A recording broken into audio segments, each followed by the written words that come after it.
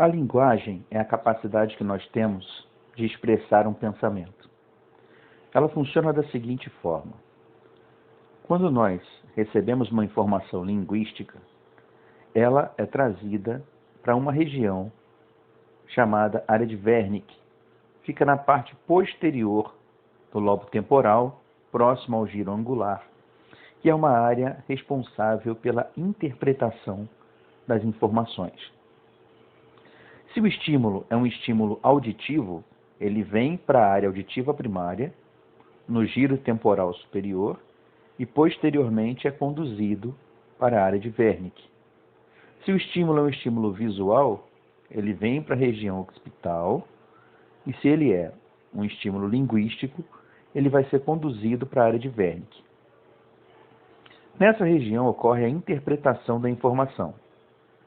Nós associamos essa informação com outras informações já armazenadas, e quando nós precisamos emitir uma resposta, esse estímulo é conduzido para uma área chamada área de Broca, que fica na região opercular do lobo frontal, todas elas no hemisfério cerebral esquerdo. Essa comunicação da área de Wernicke com a área de Broca, ela acontece por meio de um feixe de fibras, chamado de feixe arqueado. O feixe arqueado tem a função de comunicar a área de Wernicke com a área de Broca.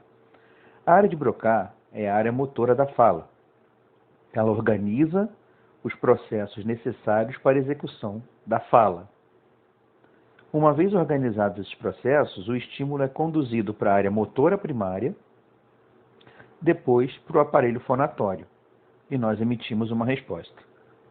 Um outro exemplo, se fosse uma resposta escrita, o estímulo viria para uma área chamada área de Exner, que fica um pouco acima da área de Broca. Quando nós avaliamos a linguagem, nós avaliamos a capacidade de compreensão e a capacidade de expressão do paciente. Se acontece uma lesão em uma dessas áreas corticais da linguagem, nós chamamos de afasias.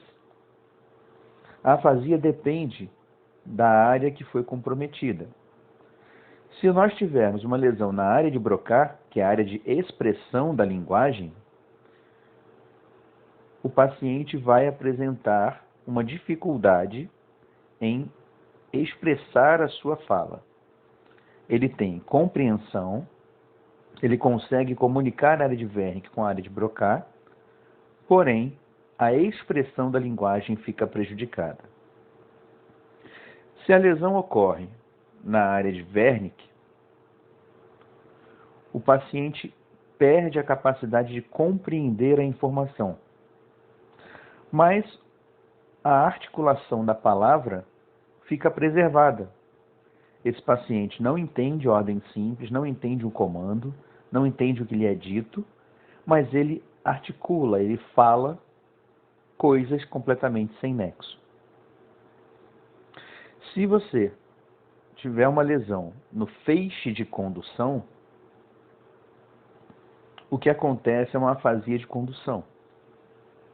O paciente compreende, entende o que é dito, ele consegue falar de forma fluente, porém, quando nós precisamos integrar aquilo que ele ouviu, ou a mensagem que ele recebeu, para emitir uma resposta, expressar o pensamento, há uma falha na comunicação. Então, ele entende, ele articula bem, mas na hora de responder ele tem uma dificuldade. Uma outra forma de avaliar a afasia de condução é pedindo ao paciente para ler um texto, obedecer uma ordem por escrito. Ele vai ler, vai entender e obedece. Agora, na hora que você pede para ele ler em voz alta, esse estímulo não chega na área de Broca. Então, ele não consegue ler em voz alta. Para finalizar, afasias são as alterações de linguagem provocadas por lesões nas áreas corticais da linguagem. As principais são a afasia de Broca, a afasia de Wernicke, a afasia de condução. Existem outras afasias chamadas transcorticais. O termo disartria está relacionado a uma dificuldade em articulação da palavra por uma causa neurológica, porém sem comprometer as áreas de linguagem. Uma lesão na área motora, uma lesão nos nervos cranianos, uma lesão cerebelar, poderia provocar uma disartria. O termo dislalia está relacionado à dificuldade de articular a palavra, porém sem nenhuma causa neurológica. Alterações anatômicas da cavidade oral, encurtamento do freio da língua, falhas no fechamento da arcada, isso tudo provocaria uma dislalia. Até mesmo a dislalia fisiológica da criança, que troca letras quando está aprendendo a sua linguagem. E o termo disfonia está relacionado à alteração do timbre da voz. Uma voz rouca, uma voz disfônica, que nós podemos encontrar em lesões, tanto neurológicas como lesões das pregas dos nervos laringeu recorrente, ramo do vago, que inervam as pregas vocais, como por lesões locais nas pregas vocais, inflamações, coisas desse tipo.